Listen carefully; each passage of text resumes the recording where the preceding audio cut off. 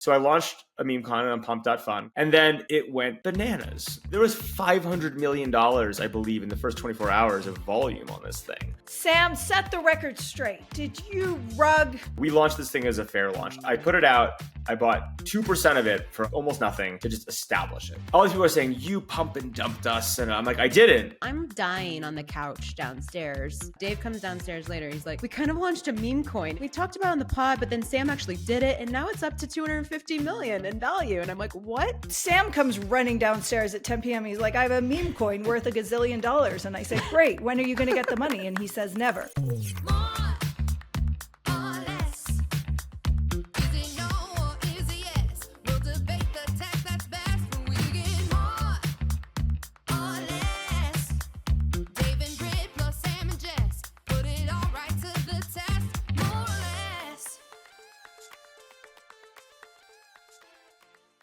Well, hello. Welcome to More or Less Jackson Hole edition. How you guys doing? We're all here. Recovering. Yeah, Dave bashed a few gates to express his dominance on the ski race course yesterday. I think props where props are due. No question. We had a gathering and Dave Morin won the ski race, beating not just Sam Lessin, but several ski instructors. So Dave, how are you feeling? I'm all right. I had a nice recovery morning and a nice breakfast. I'm good. I'm ready. He's got some bruises, Jess. We at More or Less believe in winners and losers. And in this case, Dave Morin is the winner. Wait, guys. Just to lick the cookie too, what happened the night before the ski race? Would anyone like to explain that one? You came in second place in poker. No, I won poker by far. I had 529. She won everything, Sam. But why was I sending that other guy all that money? We let him come in second and split some of the pot with him. So you paid partially to him. Okay. I had more than double the amount of chips he had. So. But you didn't get paid? Okay. I got paid. She got paid. I got hundreds of dollars. Yeah. Not like a lot. You made hundreds of dollars? Not thousands, but hundreds. I'll take it. Well, the lessons can speak. So we're on the up and up over here.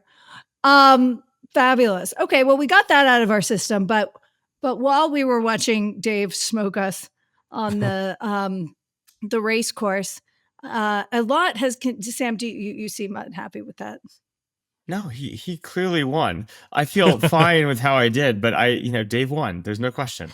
Okay, we can move on. We're totally moving on.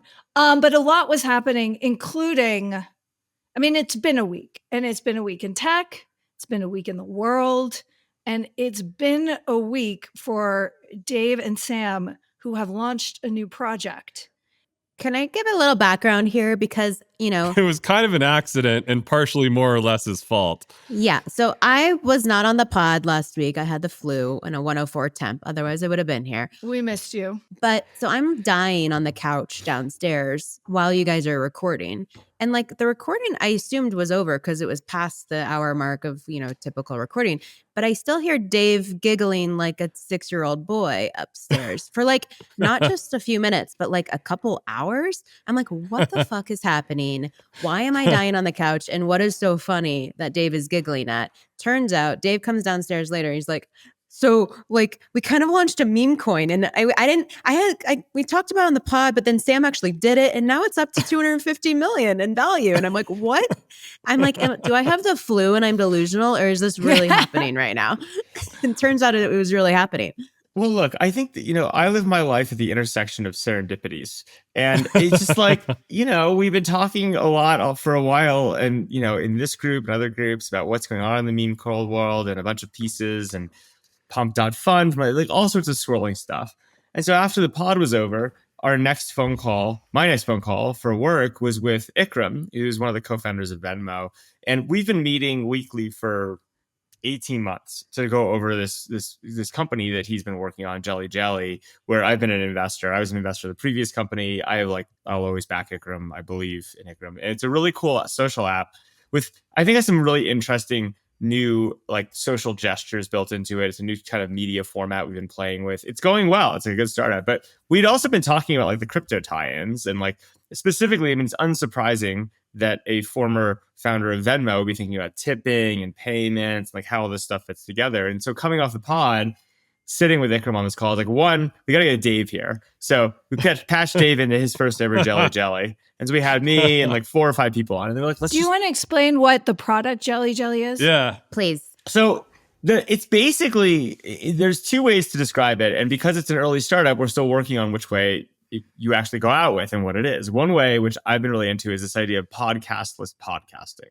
Like that's like that's like the business way to describe it. Okay, it sounds like an episode of Silicon Valley, but No, it's good. Here's the basic theory, which is like It's basically what we're doing right now, but you can cut it into short clips a lot easier. Well, here's the upshot. Like when we do More or Less, we record it for an hour. It's fun. We bullshit. Because it actually, a lot of the best ideas come out in conversations because humans are great at conversations. We're like designed for conversations. It's actually quite hard to monologue. This is fun. But then what actually happens is we end it. And there's this whole editing process. You have professional editors that edit, take out the ums or whatever. And then I always go into Riverside and just rip out a few clips of saying ridiculous things and throw them on social media because I feel like it's content I want to share. So the idea of Jelly is like, well, okay, how do we, one version of the idea is say, okay, we know that the conversation is a really interesting format for content generation and creating interesting content. Let's make it really easy to patch 2, 3 people together, friends, to riff. But then the hard part is let's get rid of the editing. So what you do is you basically hit record in the kind of FaceTime call real time. You record it, and then you get the clips that go to your Clamor roll. They get automatically transcribed. They're immediately shareable. And the idea is you kind of get the podcast value, which is the clips, without actually the podcast overhead or need to do it out. I think it's like a good idea. And it's really fun. Like we've been playing with it and iterating on it. It's going really well. okay, that's the product. Well, there's another, because again, it's just early. The other way to look at what the product is you're like, look, we know the conversation and the conversation clip is an interesting format. We also know that the youth are totally over filters. They don't give a shit. We've gone through the game of how do you make yourself most beautiful. People just want good raw content, right? And so they actually do have a feed in the app. There is a question is like, is this the next social app, right? Which is so that's like a different thing. So it's still figuring out what that is. Long story short, back to meme coin. We're like, there's this tie-in. We know it's going to fit together. And I'm like, well, let's just try it. So I launched a meme coin on pump.fun called Jelly My Jelly. I posted it on Twitter being like, we just launched this meme coin. And then it went bananas. Okay, so I'm just gonna pause for one second because I think your experience and what you guys have been through in launching this coin is really important. I think it's really important in the tech industry. It's a part of crypto that people don't understand very well. There are major trends around it. So I want you to explain it a little bit more. So what did it mean that you launched it? What did you have to do? Can anyone do this? Totally. So Solana is become the place where almost all the energy is around this. And specifically, there are apps like something called pump.fun, which you go to and it looks like a 1990s website. Can you, if there isn't a bubble company? They even have animated GIFs. Well, it's not. It's really interesting because there's the thing that I've discovered, I think Dave has too, we've been this whole week, is this is a raw internet subculture that is powerful and fast. And there are rules to it. And there's like players in it. It's this incredible ecosystem. It's the most raw experience of the internet I think I've had in like 20 years. And it is wild. So, you go out, you do this fair launch because we're not trying to make money on this. To be clear, I have not ever sold a Jelly My Jelly and I won't. Same. But there's like all these things about people are trying to scam this thing all over the place. But what ends up happening is you go out, you're like, and then all these people see it and they're like, oh, what is this? This is interesting. There's almost a narrative building about what this could be and what it is. And then all these traders come in and they start buying it in groups. So there's these Discord channels where people talk about it and then they all buy it together and they're researching what the hell is it and trying to figure out who's behind it. It's almost like this massive scavenger hunt going on, all with this question. And this is the part that is interesting, is what ends up happening is, it's like, Jess, do you remember in college? I'm not sure if you had this, Dave or Britt. You'd have like parties in your dorm room. Yes. And inevitably, you'd have a party in your dorm room, and it'd be the same curve always happen, which is no one would be there. It'd be super sad. It'd be you and like 3 friends. Never happened to me. Yeah, no, totally. Always happened to me. Yeah. Jess's parties were always going off. No, they weren't. Someone had like a keg and some watered down Everclear, right? And all of a sudden, every kid on campus would start coming to your room until it was a complete fire hazard and a disaster. And then the party was no more fun. And once the party was no more fun, everyone left the party. And like this would just happen over and over in like every dorm. Oh, there's a party in 3B. We're going to go there until it's terrible. Sam, we met at one of those parties, by the way. I know you don't remember, but that's fine. Well, the Everclear. But the big payoff. So you see this in this behavior where basically like, you know, we're like, oh, there's this thing we're experimenting with. There's this narrative question. People pile in. They're then riding the party wave all the way up, right? And then all of a sudden the party breaks, right? And like it just it does exactly like a Harvard dorm room party. And so it's this whole crazy ecosystem that's going on. And I think what you see is a lot of excitement, a lot of interest, and then a lot of people who are like literally just they're messing around with these like tokens and they're just playing this game of riding a wave up. And then the traders are trying to get out, right? And they're trying to make money. And in the case of Jelly Jelly, I actually think a lot of people made like millions of dollars. And like a lot of people lost money. And like we did nothing with either, right? It was just people trying to figure out and trade the news around it, right? Or the existence. So roughly, you guys might not know this answer, but like roughly a day right now, how many people are doing this? Like how many is this? Are you guys like an N of 100 or an N of 10,000? Tens of thousands. Tens of thousands. Well, so I mean, it's easy to actually there's a way to put a number on that, Jess, because I believe the number of holders of this coin went from 0 to around 40 or 50,000 within 24 hours. So it's at least tens of thousands. There are like many copies of your coin too. So it's like really disconcerting to see. Well, Sam's right. This is an internet subculture. It is a behavior that many people do and they love doing. It's like a thing almost like gaming or game streaming that people really love doing and has its own culture. Yeah. It's like a PvP game people are playing with money all over the world. And it's like wild. I mean, to Dave's point, there was $500 million, I believe, in the first 24 hours of volume on this thing, right? And, it's interesting because there actually really is a story to what we want to do here. Like, this isn't just like, it is obviously fun and whatever else, but like, there's a story of like what we think the tie-ins are here that I actually think would be really interesting about how to use the token. Like, it's not just from my perspective, like there's real, like a utility that is really cool to intersect. There's also like, this drove like tens of thousands of downloads of the app and trying the app. There's a Telegram channel that's super active. So like, there is real stuff going on. But I think for like the vast majority, my sense is, having now experienced this, is that for the vast majority of these people in this culture, it's literally this game. It's this PvP game between them of like, can they get on? It's almost like surfing. Like, can they get on a wave? Can they ride it up? Can they sell and then find the next meme coin? And they're playing this like massive multiplayer game. Yeah. And many of the coins don't have value. The coins are just story and narrative. They're memes. They're all story. That is literally what they're called. They're story coins. They're meme coins. So I just sorted the entire feed by market cap. The number one coin on Pump Up Fund by market cap that was launched 4 months ago and still has a market cap today of 451 million is Fartcoin. Fartcoin. This is the era we're in where, remember the first iPhone apps were like fart apps? This is it, you guys. We're here. So Sam, why is Fartcoin important or interesting for the world? Like why should this exist? Why should we be happy about this? So I think there's two things that I think are interesting that are going on. And one's like, I think global, social, sociological. And that one is basically like, I think that you have a lot of people in the wake of GameStop and the wake of all this stuff who are very willing to embrace this, like, there's no objective value. Everything is narrative. I actually think there's a lot of validity to this for what it's worth, but like, and they've created these subcultures and these communities that ascribe value on story. And it's literally all just like a Harvard party. Like, it's who's there, right? And like, and so I think that's like a very real thing. By the way, these people in general, like, my sense is they're looking at it like, I always think, you think about their financial position. My sense is it's a lot of young people. It's a lot of young men.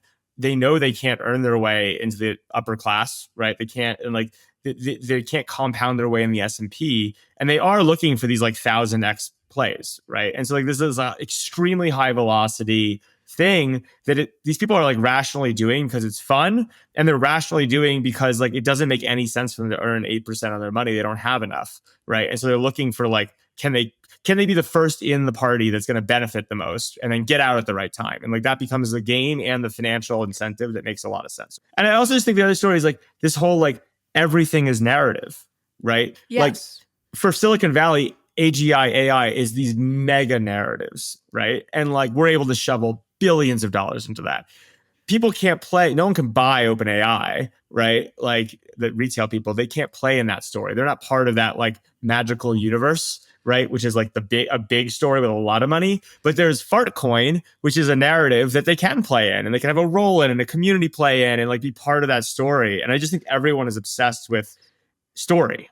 So what does it take, Sam, do you think, and Dave, to make this legit? Like, at what point will this move from the Fart app of the iPhone to like the first meaningful utility on the iPhone? Just to push Brit, why is it not already legit? Well, I don't think like real investors are taking this seriously yet. I mean, is it like we need one big brand, one big success story that doesn't just tank in a week? Well, Trump launched a meme coin. I mean, people are taking it seriously. But that's already tanked. Britt, I think Sam is right to push you on this, because I think what we're trying to say here is that this is already a big, powerful internet subculture that matters and has a totally different and distinct behavior from people that are trading, securities and equities and bonds and, commodities in the normal market. Like that's a different and distinct thing, and they both matter actually to the future. Well,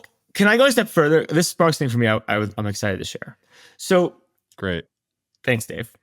So look, in the history of crypto, for a long time with like L1s, layer one coins, like the things that are real technology, et cetera, there was an opportunity for retail investors to get in pretty early and profit from them, right? Like they're like, oh, I understand this technology before everyone else. And by the way, serious investors, most of them can't participate in this or don't want to. So there's a real opportunity to participate in value on the way up. And Sam, just so people understand, what were layer one chains? Well, like Bitcoin is like the godfather of them all, right? And Bitcoin's fascinating because retail investors that understood and believed, it wasn't like Andreessen Horowitz bid it to the moon on day one, right? You had a long period of time where retail could be meaningfully involved in something important growing. Yeah. What happened in layer ones is that basically it became too obvious, and all of a sudden all the fancy investors with lots of money figured it out, and they started bidding up and taking all the value appreciation in the private markets pre-token launch, right? So all of a sudden you can buy in as a retail investor, but you can't buy in at a low market cap. You can't be an early believer. All you can do is be in late, and there's no appreciation value. And so interesting, this is the point I want to make. Which, Sam, by the way, also happened to the normal market, right? 1000%. So like OpenAI or like all the AI stuff just got bid up so high by institutional investors that retail people have no stake. In the private market, nobody can get retail access to OpenAI. Totally. So then, Britt, to my point, and this is the important thing, why is Fartcoin serious? Fartcoin is serious specifically because of what you said, right? Which is it's an asset that is so ridiculous and named in such a way that institutions will never touch it. And what that means is that retail can play, right? And so there's this really interesting thing going on where like you have spheres of influence where retail investors, your mom and pop, your average guy, your average girl who wants to have investments and be part of innovation and be part of growth, they're almost constructing markets and constructing assets which are institutional investor resistant, right, to play. So even Pump.fund, the website is ridiculous, right? And first blush, you're like, what? If you're a serious person, you're like, why is this ridiculous website? And there's actually a logic to it. The logic is telling serious investors, stay the fuck out of our lane. We want community assets. So is this the revenge of GameStop? This is GameStop 2.0. This is Robinhood. This is where this sort of retail. Yeah, this is the evolution. I think it's the evolution of two things, Jess. You're absolutely right that this is GameStop. This is, the entire meme stock, now meme coin revolution playing out on one evolutionary vector. The other vector is that since the beginning of the L1 chains, we've been talking about this idea that everything is going to be tokenized, right? And when the second round of L1 chains started happening, and Sam and I were doing a ton of investing in those around 2017, there was an important project back then where Telegram tried to do what was called an initial coin offering. And a bunch of us were looking at investing in that. The rules and clarity around that were very fuzzy, and it ultimately ended up not happening. But it ended up kicking off this idea that, not just securities and equities might one day be tokenized, but that many, many other things. We for years, all throughout the late 2010s, were talking about that real world assets like real estate, and many other things might become tokenized in the future. And that beyond that, there would be an entire category of digital assets that would be tokenized. We saw the rise of the NFT. We saw the rise of many, many other types of coins and decentralized finance that, people call this DeFi. And throughout all of that, there was this notion that the blockchain is very, very useful for tokenizing all kinds of things. And Sam's absolutely right that right now, where that narrative has gone is into this realm of pure and total story. And a big reason for that was the lack of clarity, I think, from the regulatory, from the regulatory agencies, particularly the United States and the SEC. We're now in a completely different realm with this, where we're in this evolutionary moment where we have Donald Trump launching a meme coin on the eve of the inauguration. We have the kind of stuff that we've been talking about this whole pod so far. We have a completely different SEC now that is, as of yesterday, making a pretty bold statement. Like they literally Hester Pierce, one of the commissioners at the SEC responsible for she's the leader of the new crypto task force, really came out yesterday with a speech that said the journey begins, right? And their goal is to clarify digital asset regulation. They want to define which crypto assets qualify as securities. Sounds like they also want to provide relief for certain token offerings that may have already happened, or providing temporary relief for certain token offerings that have already happened, as well as to establish a framework for the information that token offerings need to publish in order to be traded on non-SEC regulated exchanges. And they want to kind of refine this registration process to foster innovation. Similarly, David Sachs yesterday, Trump's appointed crypto czar, again emphasized that the administration is moving really fast on this. And in fact, he said, we think we can get this done in 6 months. He said they're forming a bipartisan congressional working group to work on this. And they're particularly focused on stable coins, which I think is also really smart because, we should definitely start in the place where the dollar is is backing the crypto asset that we're looking at before we move on to the things that move people away from the dollar. And so all of this, and they also are looking at establishing not just a strategic Bitcoin reserve, but potentially a strategic asset reserve that might have other, crypto assets in it. So we're in a completely different regulatory place right now. I think that's like really important to understand. And my thought on this, and I think we were talking about this a little bit last week, is that we are, I think, barreling towards a world that we were talking about back in 2017, where we will see the tokenization of many, many, many more things and a regulatory framework that supports this. And that's really exciting. I think it's what all of us that have been really involved in crypto for a long time have been kind of dreaming of, which is like a great, bipartisan, conversation about America being at the center of this and ensuring that this technology brings liquidity to markets that have not had proper liquidity and, can move much more freely. Dave, I'm with you. And here's the interesting way I think about this is you have effectively the pure narrative world of these meme tokens. To your point, that exists because connecting it to any underlying value has been so fraught, right? If you think about it. And so like what happens is we know this is good. We know we want the infrastructure. We want to do this. Retail wants in. We want more. Like we want all those things. The only thing we know we're okay doing is these like pure narratives, right? That have no underlying value beyond the story itself, which is embedded in the internet. Anytime you try to connect that outside, it gets really sticky and really hard because there hasn't been a regulatory framework. And it's created this like severed, use the environment of like what these markets are, right? The severed floor. It's a severed floor. And so the real value unlock should be stitching together. It's proven unbelievably hard because this is the number one challenge the internet always has. It's very good at being self-referential and having its own stories and communities and games built out and like interactions. It's extremely hard to trustably connect it to the real world. That's why like AI is really good at fantasy. It's really hard to make sure to sync to reality, right? And like that is the entire game of the next level of value. It's going to be fascinating how it plays out. I mean, right now it's in a really weird position because if anything, like take the JELLYJELLY experience. JELLYJELLY as a pure narrative, right?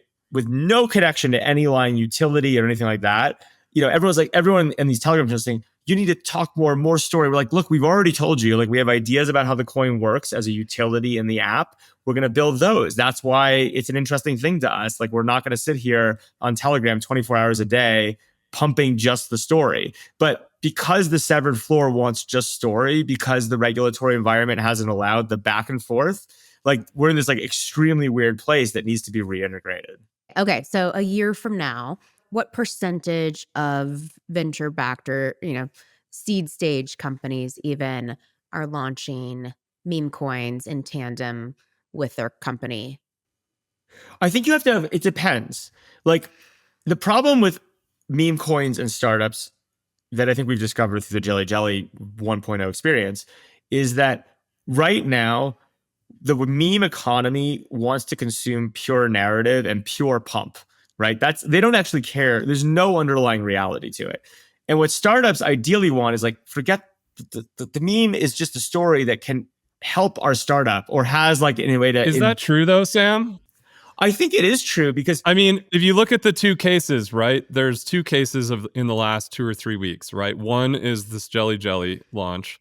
The one prior to that was, Russ, the founder of Vine, launched a coin with a different underlying smart contract, right? And the smart contract that he wrote locked up 20% of the developer wallet, or 20% of the float into the developer wallet over a 3-month or so time period. I think he like hilariously made it expire on 420, which fits very nicely into the severed floor's favorite type of joke. Now that coin, I think, Britt, you might still have the market in front of you. Oh, I'm looking at now.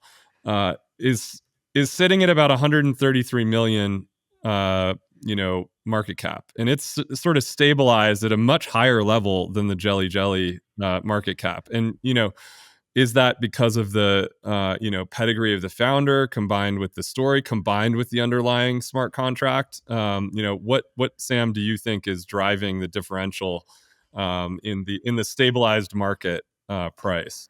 Look, I think if you look at all of these, right, the general trend, and you can talk about like mini pumps in between or whatever, is that they've all like traded like a tenth or a quarter of where they peaked out briefly, right? So the overall story is the same. I know it doesn't matter if it's Trump, it doesn't matter if JELLYJELLY, it doesn't matter. It's all the same story of the question, right? And I do think they're probably better and different ways and different spins on like how do you build a community and launch around that matter. So I'm not saying there won't be some innovation around this, but I do think like either you just accept the fact that any startup is going to launch it, and version 1 will be the severed floor doing the narrative severed floor thing with no connection to reality, which will always go like this. It's like a breaking wave no matter what. And then there's some residual that has some benefit to the startup from a financing perspective, or that creates a floor with all these things where there's some utility you're trying to build where it's actually useful infrastructure to the app. Like I think either of those are possible, but it's just kind of a weird thing. If you think about, there's an argument that what you see in these kind of zoops isn't that dissimilar to like startup equity. It's just playing out at like warp speed. Well, and I think, Sam, to Britt's question. I think that we're, depending on how these, how the guidance comes from the regulatory bodies, I think we're, a year out from having to think about this, particularly as seed stage investors. I think you have to start thinking really critically about what are you going to do where, some significant percentage of the, the value that you hold in a seed stage startup is going to be tokenized. And, I know a lot of us have been doing this, at Offline, we actually carry a crypto fund. We manage a crypto specific fund because we wanted to be able to hold more of the underlying, in most cases, L1 token assets. We had one of our companies actually went live on testnet today called XMTP. And so we wanted to be able to look at this differential between equities and token assets and be able to carry that type of risk very specifically. But it strikes me that more and more of us are going to have this conversation with LPs about what amount of token exposure do you want? Is that a different type of risk? Is it like managing a miniature hedge fund, a year from now? Like, I think these are all really interesting and unanswered questions right now. Yeah, and like as you said, like a lot of funds in our space that do early stuff that have cared about this have had these questions going on for many years, right? And the easy answer, there are easier and harder versions of it. There's a very big difference between like, look, this is the way this company's being structured. There's going to be token potential upside. Let's make sure we have coverage on that, and you'll get the benefit of it. Versus like the story to LPs of we're buying Fartcoin is like a very different like narrative. And so I think there's, again, venture firms also have narratives, right? And so you have to figure out that is inconsistent. My personal perspective is that there will be interesting ways sooner than later for consumer and community driven projects to integrate some form of tokenomics around utility to start. Maybe someday around like upside, like there are other things that could come. We're working on something that has some other properties to it, but like those will really matter. The interesting thing is going to be, how do you merge this community that currently cares about this, which is 100% narrative driven, to thinking about any sort of utility value? Because right now they don't actually want to really, right? Like, because they're in it as the PvP game of pump.fun, right? And so it'll be really interesting to intersect those things. It might be an embrace and extend thing, Sam, right? Oh, I think it for sure. All early stage product, the whole product adoption curve, right? This community has stayed alive actually more powerfully than I realized in the post NFT, post 2021 world. I actually think it's probably more powerful now than ever. Yeah, I thought it was far more reduced than it is. And so there's going to be this expansion, it feels like to me, to a new TAM that includes, your more everyday retail investors, your more everyday kind of everyone consumers. But how much? So I'm going to butt in a couple questions. So how much of the value of meme coins, are the holders just holding a speculative asset that they want to go up, and or is it this tokenomics thing, this idea that you're going to get privileges tied to that, and that's, which seems very ICO, NFT. These are all narrative. No, I don't think so. Like, even on the Vine, I'm on the Vine coin thread right now, and there are people that are like, hey, I'm holding because I feel like the Vine could implement this token for users and influencers to use in the app that they're going to be launching. And so that feels like really utility based. Whereas there's also one called King of the Hill that just launched today. It's at like an $80,000 market cap. And I can imagine there are people that are just trying to trade in and out for a few $1,000s. And so there's probably both. The problem is how to think about price, right? Because the problem is you have this price, which is, what do you pay for the token? It has two components at minimum, which is, one is the narrative trading thing going on in the PvP game. The other is, what is the thing actually worth, right? And what is PvP? Player versus player, right? Like, you basically have a bunch of people trying to trade to like make the maximum amount of money. The problem is, what is the Vine coin from a fundamental perspective worth? Again, who knows, right? Like, what is a jelly in the theory that we're trying to make it into a utility for the app worth? Again, who knows? And so the problem is, again, it all comes back when there's a single price signal, right? And it's going to be mostly moved by traders, right?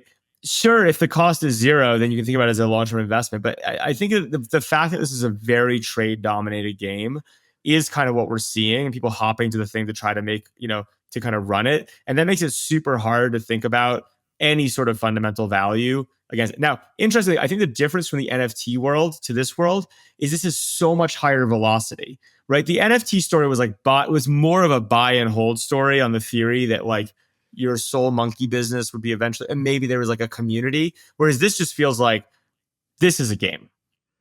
Yeah, Sam, the thing that I would say is the difference, even in 3 years' time, is that the tools of doing this have dramatically improved. 100%. Even 5 years ago, Solana, we've always, I think you and I and all of us here on this pod have always thought, that Solana is the superior technology. It's the most scalable. We were seed investors. Like, this is a great technology, but it is now operating at such a large scale and at such high velocity with great efficiency. The Trump coin, which was built on Solana, was doing 40 billion in transactions. I mean, this is like at very rapid speed, and there are now tools built on top of it that make it very easy not just to create these but to trade in them, right? And I think that's kind of the thing here, that's maybe it's a nuance that's a little bit important to focus on, which is that it's now easy for people to onboard onto this game that you're talking about and have fun with it. Whereas even 3 years ago, it was kind of hard. It was like, what's this wallet I have to have? Like, what is all this crap I have to do? Now it's like quite straightforward. The medium is the message, and Ethereum is slow and expensive, right? And so if you think about like the NFT thing was primarily ETH and ETH derivative based, right? It's slow and expensive. So like you had a different set of behaviors. Solana is fast and efficient. And so you just have like a totally different set of behaviors that can work on top of it. And I think that what we're seeing is that. So I want to return to the regulatory point and this sort of idea. I mean, obviously, the administration, as promised, Sachs has promised, are moving to say, we're working on this. We're going to bring clarity to this and answer some of these questions.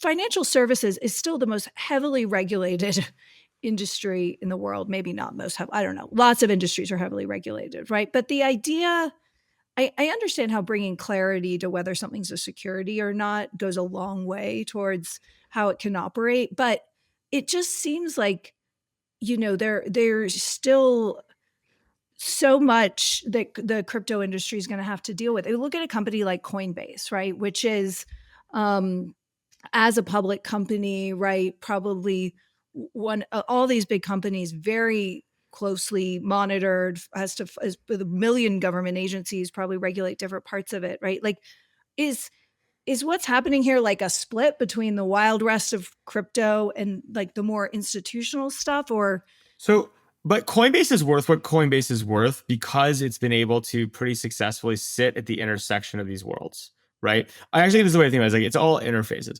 Crypto is just infrastructure. It's just technology, that keeps accounts of records and moves things around, right? It can be used in so many different ways for so many different things.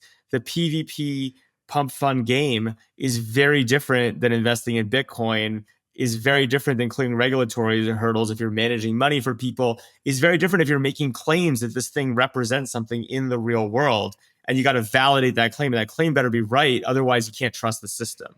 And so to me, it's just like, actually all the money to be made in general is always at the intersection of communities and worlds, right? Like that's where money is made. Yeah, and Jess, to your point about Coinbase, I mean, Brian Armstrong was making comments last week on CNBC or something that there are 1 million tokens being created per week right now.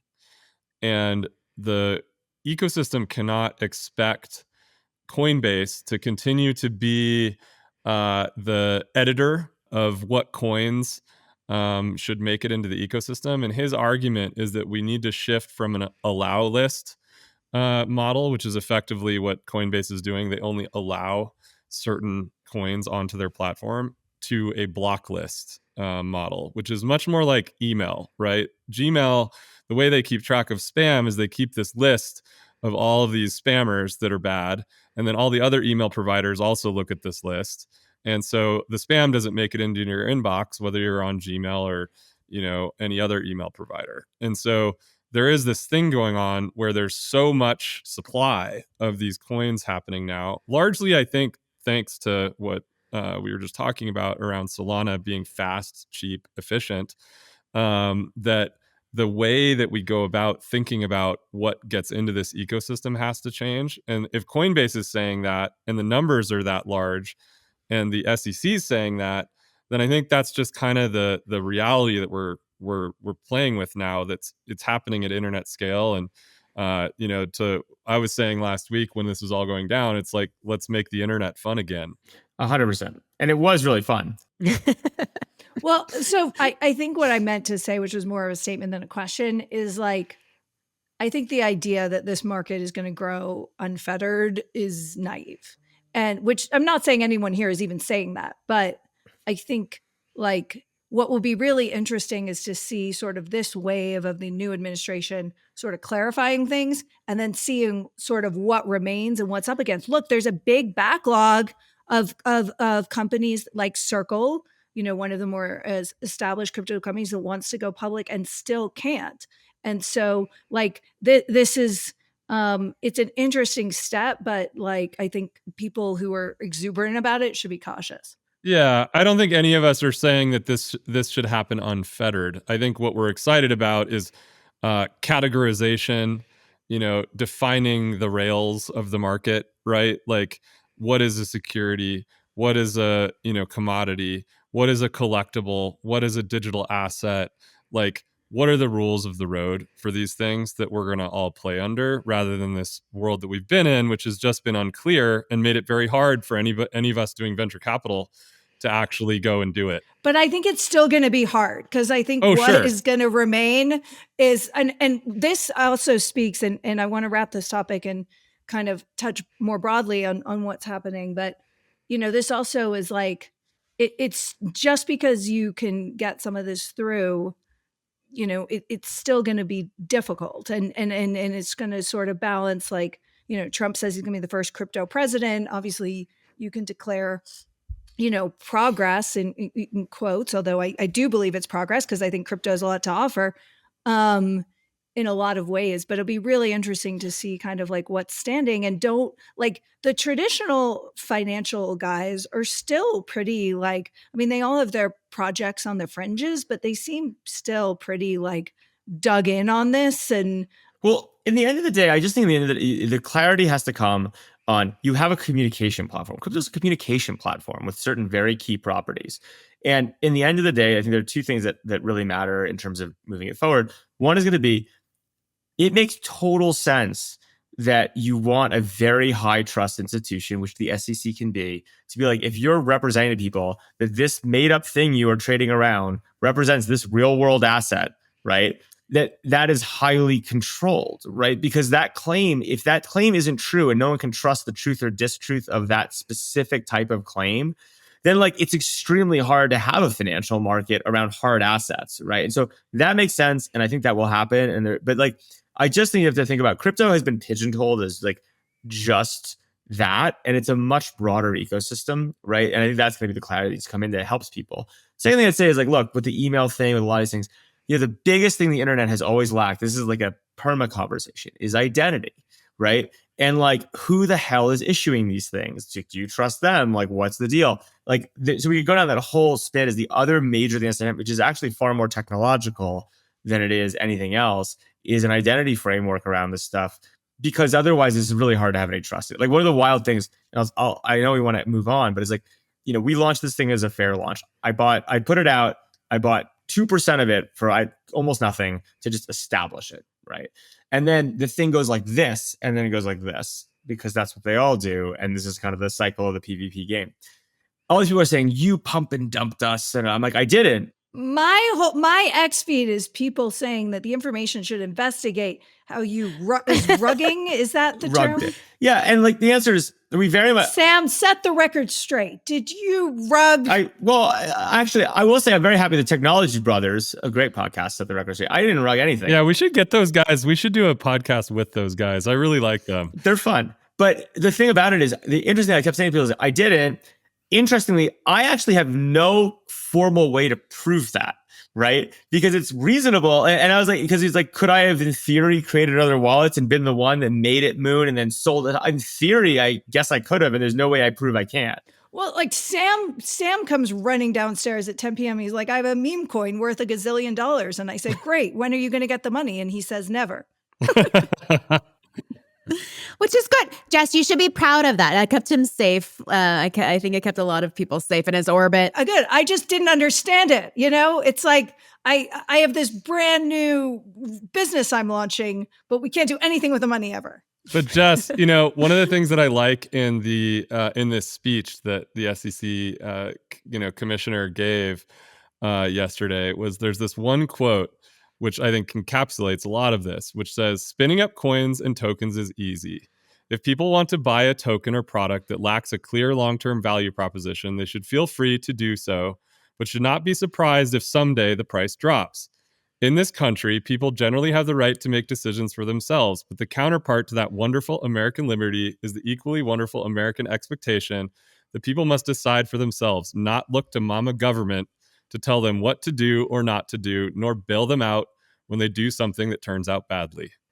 Amen. Woo! I love that. American flag. By the way, it sounds like venture capital investments. You invest in things of fictitious value on a story of questionable, a dubious story. It's probably worth zero. And mostly you can't get out of it. Mostly you can't get your money out. So it will be fascinating to watch. So Sam, give us the numbers. Where did Jelly Jelly peak and where is it at now? I can try to pull it up. Jelly Jelly, again, the crazy, wild initial ride, it went up to $200 million on something like $500 million of volume, which is insanity. There's actually real liquidity on it. Where is it now? Let's see. Let me just pull it up. I'll pull it up in Phantom, one of the great tools. Ex-Facebook people that have Chris Kalani made a thing. What does Phantom do? It's a wallet, but it also allows you to trade on decentralized exchanges. It's the best Solana wallet. Got it. And we are investors, just to make sure people know we're talking our book. Nice job. So yeah, like right now, it looks at the market cap. There's 38,000 holders, and it's trading around a value of like $12 million, right? So it's down a lot, but like the $15 million of volume, it's kind of wild. This thing is still it's like a seed stage valuation. That's a seed stage valuation these days. That's fine. But again, I just want to be clear. It's like the number is just the trading number, like the actual token utility, which I actually think can be pretty real.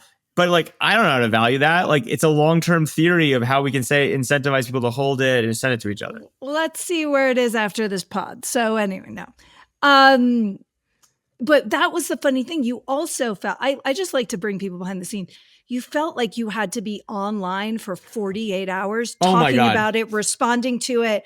And I didn't quite understand that. Like, I think that's Sam's explained it pretty clearly that like, if you're not feeding story, it's not moving. Well, and it's not even about moving. It's just like the interesting experience I had is, you end up, I like doubled the number of Twitter followers I have of these people who are interested in this economy. As you say, it's not a small community that cares, but because it's totally narrative driven.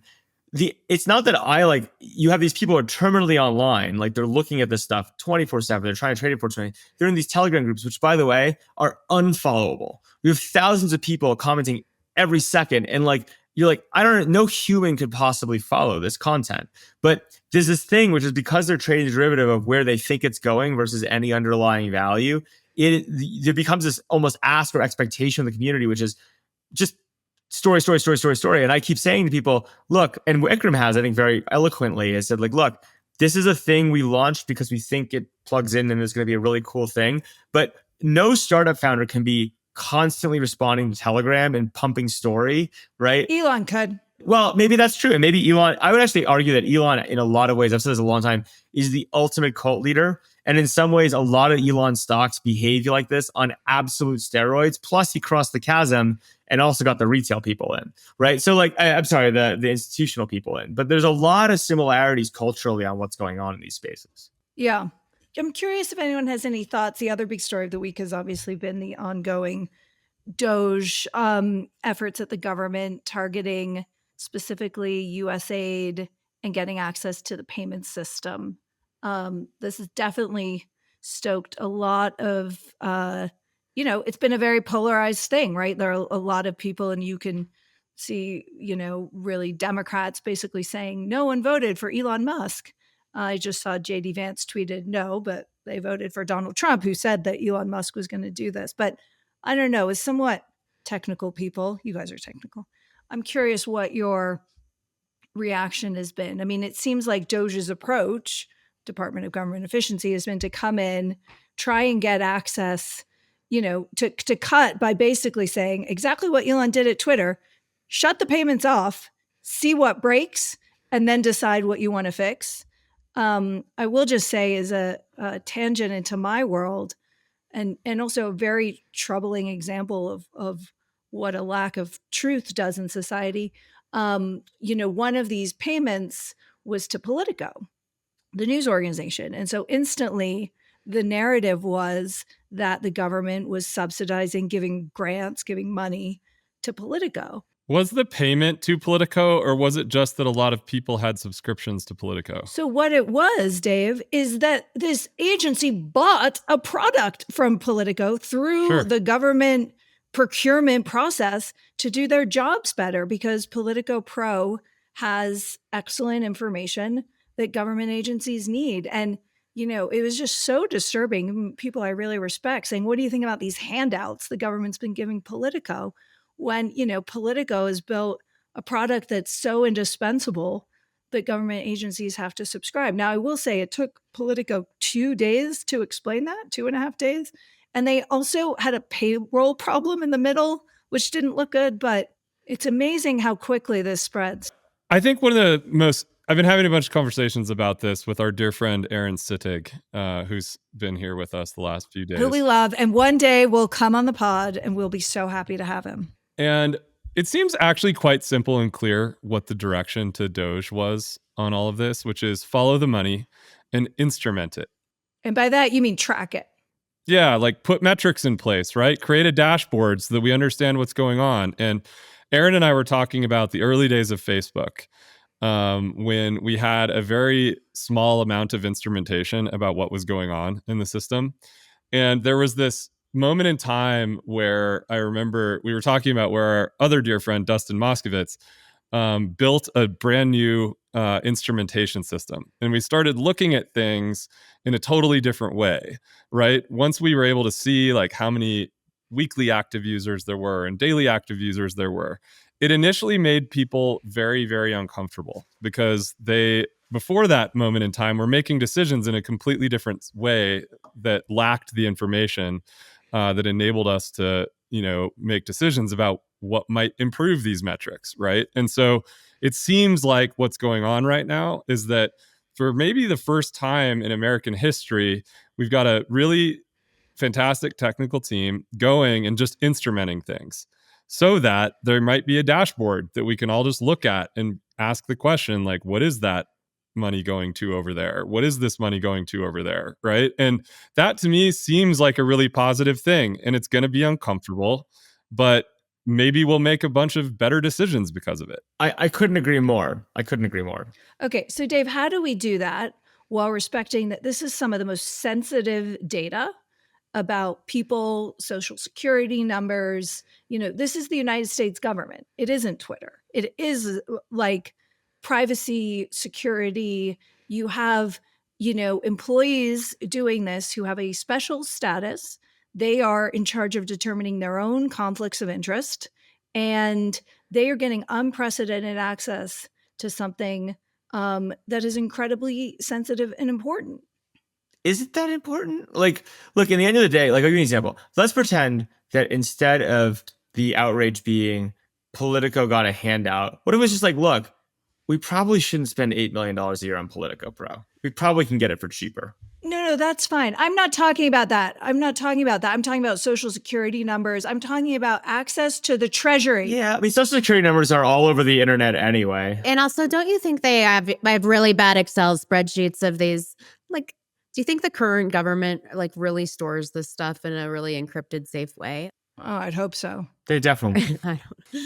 I would imagine the average age in technology prowess of anyone in government right now is really high and really low, respectively. And like, we probably don't have that much security that we want to believe we have with all of this sensitive information. I bet there's security, but here's the thing. The way pre-internet, the way you would manage large budget, it's actually almost founder mode style. I'll bring in an old concept, which is pre-internet. You're like, look, we need USAID. The goal is blah. They ask for blah. And like, we kind of just like don't know what they're doing, but there's like an input, which is money, and an output, which hopefully is at least some sort of metric of like what they've accomplished.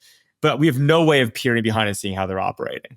Post-internet, where we are today, all of a sudden it's pretty easy to crack open all of these things and say, look, it's all government dollars. Like, we probably should have a holistic sense of what is going on and where money is flowing and some sort of like overall management. Now, again, historically, that'd be completely impossible from a management. You needed middle managers, you needed delegation. I actually, the moment you've seen in tech companies, this comes to in the founder mode thing, is it's like, look, we actually can manage a lot of this stuff centrally now and find efficiencies. Now, there are liabilities to doing that, right? There are problems with that strategy of management. Like, there are things you'll miss. There are like, there's autonomy, like there are things, but I don't think it's that unreasonable to be like, yeah, we probably should centralize accounting and understand what we're paying for. Yeah, but this isn't what's happening, right? Like, and again, I just feel like I have to play this role. I totally understand and get the appeal of like trying to fix the system, and you have to break a few eggs to make an omelet. But I also think the idea that, you know, a rogue group of 20 people who are engineers in Silicon Valley, who again are brilliant in their own ways, right, are coming in, given access to all the data of the Treasury system. Now, the White House is saying it's read only, but smart people say it's not read only. I don't know what to believe, but that's the state of it. And, you know, and like it just seems like there should be a better process. If you had a severed floor and you said, look, we're going to take 20 people, we have to trust someone. The good news is we're not going to trust 1,000. I'd actually be way more concerned if it was like thousands of people. Like, I'd rather trust 10 and just be like, look, we know who you are. You're going to the severed floor. You have a key card access. There's no, you know what I want? I want transparency on what they're doing, not transparency on what they're cutting. I want transparency of what they're doing. And I would feel a lot better. I would feel a lot better if I knew that. I guess my assumption is I'm giving a little bit of trust here, because when I think about the types of systems that Elon has built and instrumented in the past, right? If you're running the world's largest self-driving automated car system, you have to have something that's really well instrumented to understand what's going on. To launch rockets, you have to have really well instrumented systems to launch rockets, to launch people in rockets into orbit. You know, you just have to have metrics to make decisions. And so what I'm reading from what's going on, it's that they're going in there to get metrics implemented into a dashboard that at some point they're going to show to the American people. And so you will get the transparency. But I just think every human, you know, is like, no one has no bias, right? Everyone has an end game. You can mitigate it. You can be transparent about that bias.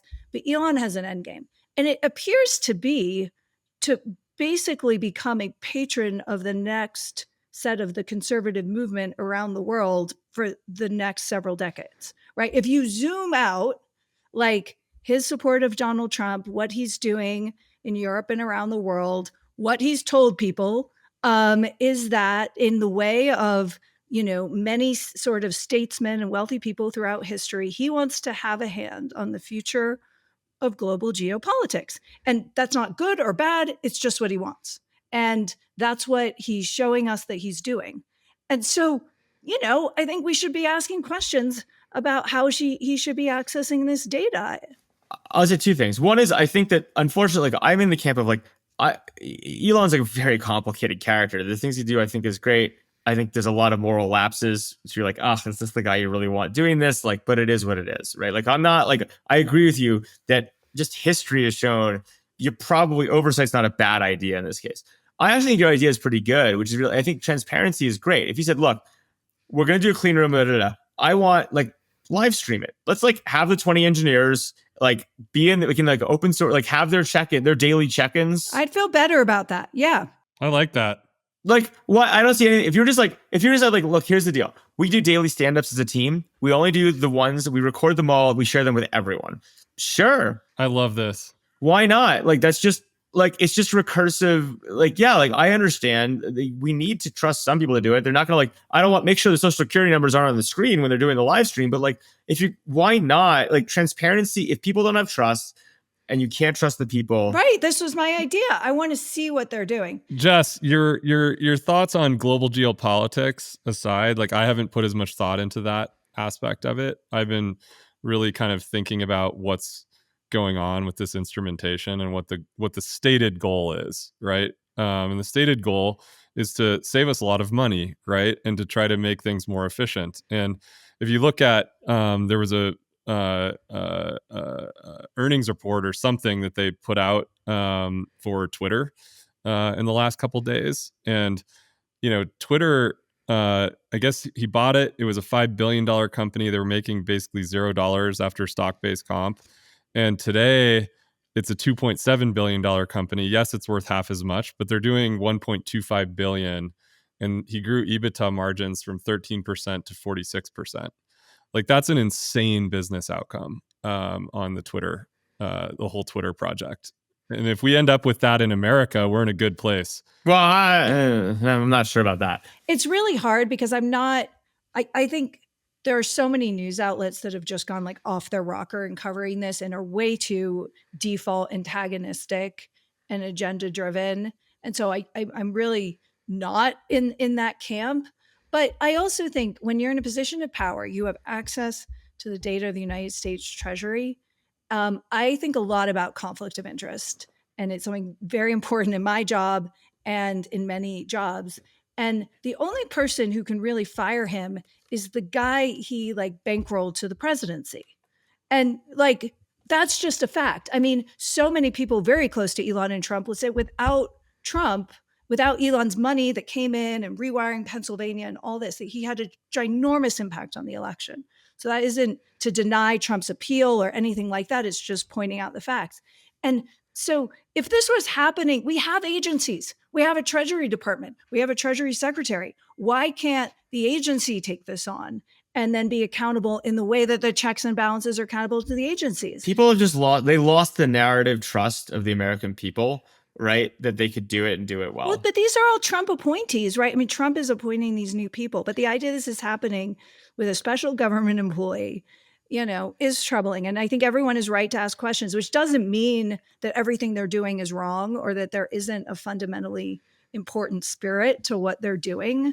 But like these questions should be asked, and asking them shouldn't, paint someone as, in the cult of Elon. You ask those questions. I mean, my Twitter is going to go off about this podcast, and that's just really sad because smart people should be thinking about it. Well, I don't know, Jess. I think a good idea came out of your questions here, which is that we should have the Doge team should live stream this and, open the kimono a bit. Or there should just be evidence of everything they do in the database, right? And evidence of all of that. Look, you could say every email that Doge sends to the government should just, I mean, I think it actually all will end up being public record anyway, but they should just like publish it on the internet. You're like, fine, like literally just make it open. Who cares? Like the irony is like, you're worried about the problem is these agencies don't want to be open about XYZ finances. And we're upset that this agency is forcing them open in potentially somewhat legally questionable ways. The answer to transparency questions is more transparency, right? You're just like, fine. Okay, sorry about that, everyone. I got cut off the internet. Got to be careful. Okay, well, I'm sure. I mean, what fascinating times. But everyone, does everyone think they live in fascinating times? Well, I had a question for you on our topic, which is, do you think that one of the reasons that the transparency question is sort of ballooning so quickly is that this whole Doge thing is moving at internet speed? Like the sheer speed that they're moving is dramatically faster than we have come to expect from government agencies, really.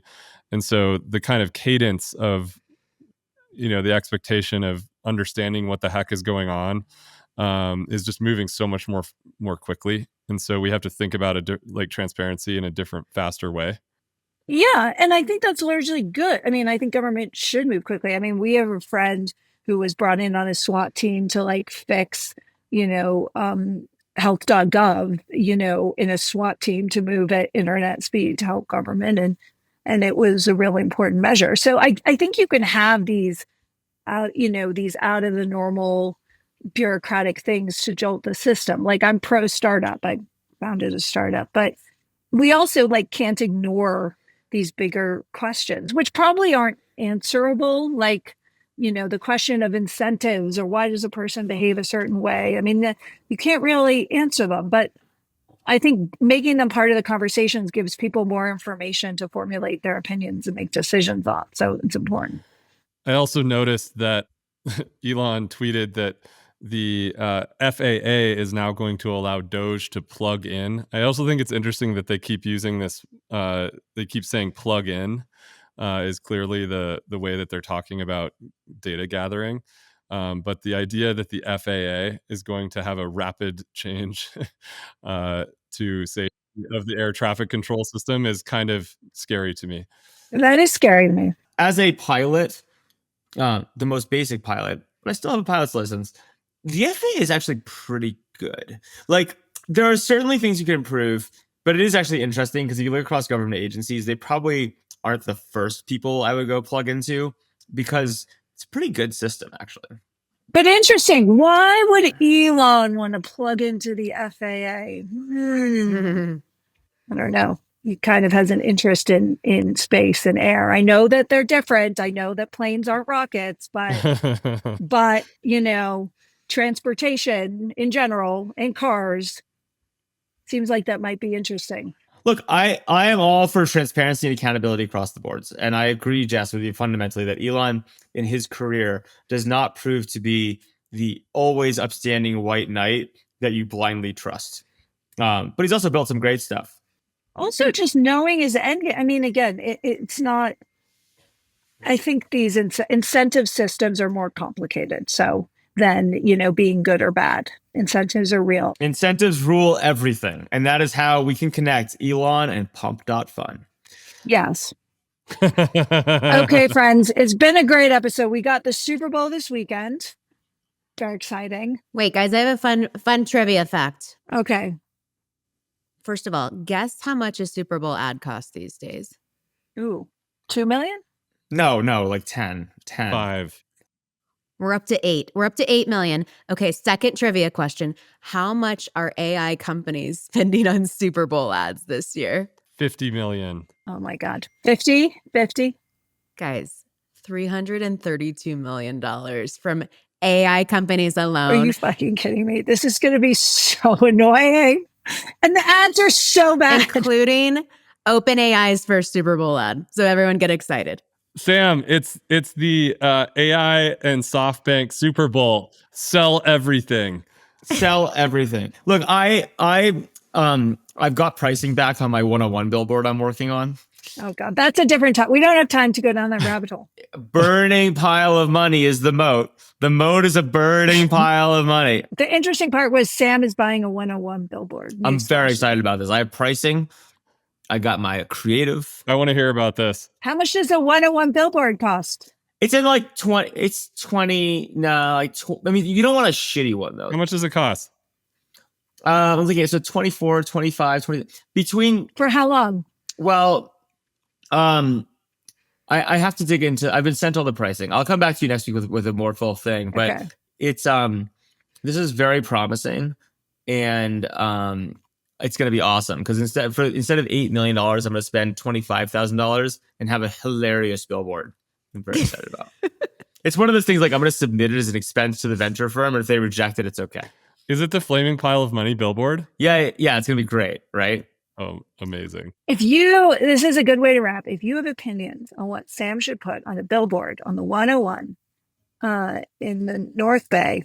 Let me just give people a little bit more to go on. We don't have billboards in the North Bay, Jess. I would love help. I'd love help refining this. So please email. My current working it says AI is not your moat at Slow Ventures. It's a castle and then around the castle is a huge pile of money on fire. That's my current creative idea. Why isn't this billboard for more or less? Well, would you want to pay for it? I was going to make Kevin pay for it. If we want to pay for it, you know what, guys? Should we make it more or less? We'll split the cost. $12,000 a family. Well, I'm not agreeing to that without looking. But we need to agree on the tagline and creative. I don't think Britt and Sam are ever going to agree on a tagline and creative. So why don't you guys hash it out and let us know when you agree? Okay, we'll come back to you. All right. Okay. With that, a big thank you to our listeners. We've gotten a lot of feedback lately of what you enjoy, constructive criticism. Please keep it coming. Thank you for listening and being here every week. We're very grateful to our back channel in these tumultuous times. You're helping us stay on top of the news and being smart. So thank you. And we'll see you next week for another episode of More or Less. Bye-bye. Bye, everyone. Bye, guys. Bye. If you enjoyed this show, please leave us a virtual high five by rating it and reviewing it on Apple Podcasts, Spotify, YouTube, or wherever you get your podcasts. Find more information about each episode in the show notes and follow us on social media by searching for @MoreOrLess, @DaveMorin, @Lesson, @JLesson, and as for me, I'm @Brit. See you guys next time.